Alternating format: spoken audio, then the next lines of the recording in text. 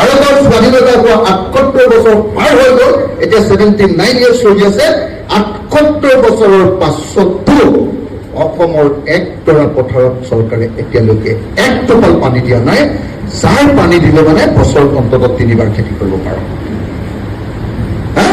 কিন্তু ৰাইজৰ দলে প্ৰথমবাৰৰ কাৰণে জীৱনত এটা কথা কৈছো, প্ৰথমবাৰৰ কাৰণে অসমৰ ৰাজনীতিতেই প্ৰথম এইটো। আমি প্ৰথমবাৰৰ কাৰণে কৈছো যে যদি ৰাইজৰ দলে চৰকাৰ কৰে বা ৰাইজৰ দলৰ সহযোগত এইবাৰ যদি 2026 চনত চৰকাৰ হয়, কংগ্ৰেছ, ৰাইজৰ দল, অন্যান্য দলবিলাকে লগ লাগি যদি এইবাৰ চৰকাৰ কৰোঁ, মই আপোনালোকক ৰাইজৰ দলৰ সভাপতি হিচাপে গেৰাণ্টি দিবলৈ আহিছো যে 5 বছৰৰ ভিতৰত অসমৰ চব পথাৰতে মই পানী যোগানৰ ব্যৱস্থা কৰিম।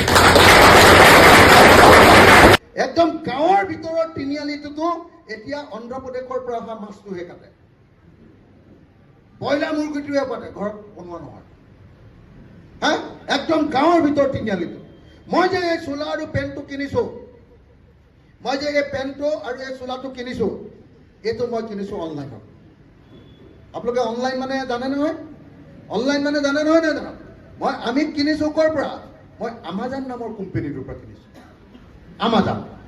আমাজনৰ পৰা যদি মই এই চাৰ্টটো কিনিছো আৰু এই পেণ্টটো কিনিছো, অসমীয়া ল'ৰাই অকল 20 টকাটাই পাইছে।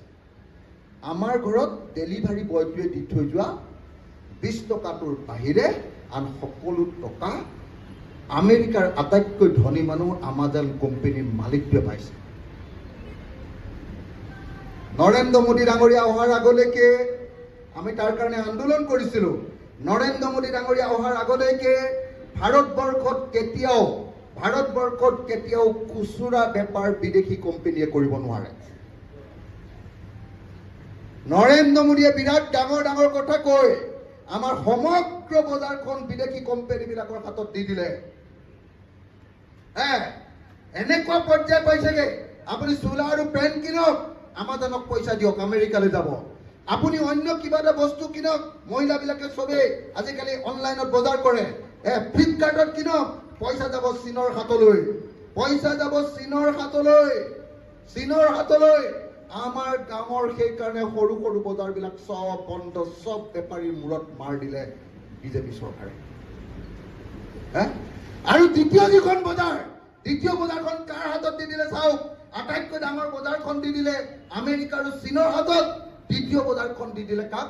বিশাল mega mart, shopping mall, Tata trend shopping mall, Reliance trend, Tata কি বুলি কয়?